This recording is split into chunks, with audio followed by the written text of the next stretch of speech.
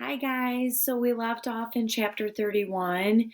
Jerry Spinelli just said the old man died. So Grayson has passed away.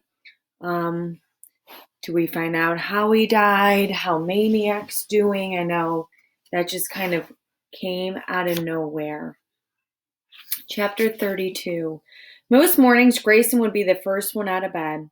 He would turn on the space heater, visit the bandshell lavatory, then heat up some water, get breakfast ready, and finally wake the boy with a gentle shake of the shoulder. On December 30th, it was the silence that woke Maniac, and the cold. The space heater wasn't on, no steaming cups sitting on the table. Steaming cups sat on the table. The old man was still under the covers. Maniac went over. Grayson, he shook the old man. Grayson, he took the old man's hand. It was cold. Grayson?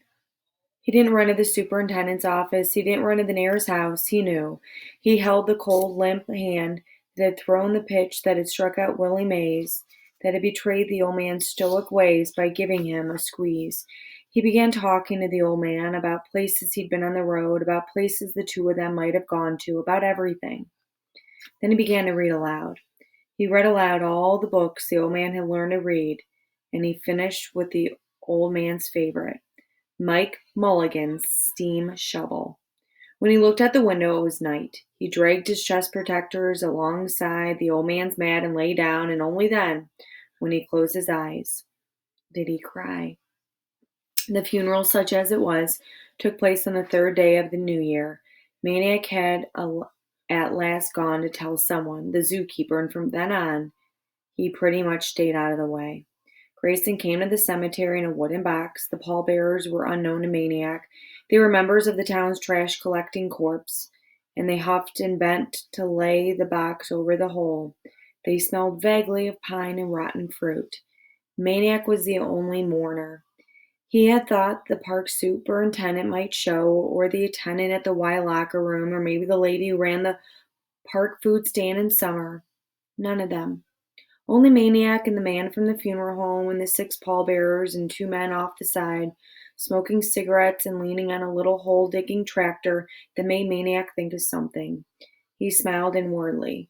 Hey, Grayson, look, Mike Mulligan's steam shovel had a baby. High above, a silver plane crossed the sky, silent as a spider. A voice startled Maniac. When's he coming? It was one of the pallbearers. The man from the funeral home pushed down the top of his black leather glove to expose his watch. Should be here now.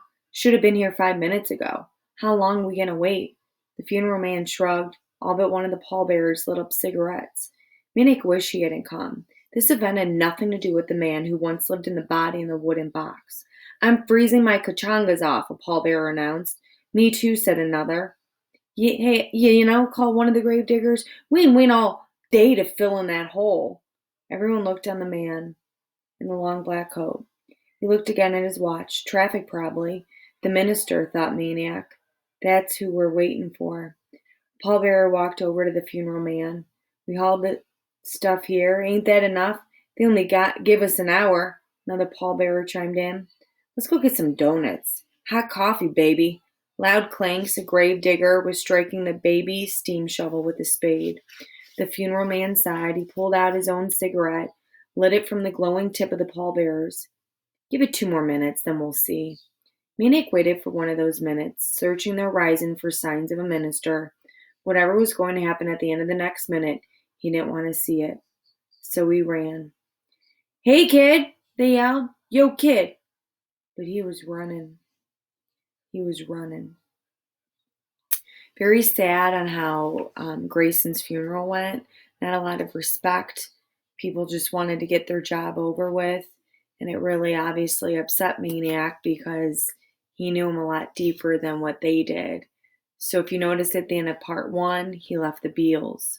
Part 2, he's running again, leaving Grayson. So part 3 starts with chapter 33. Where's he running to at this point?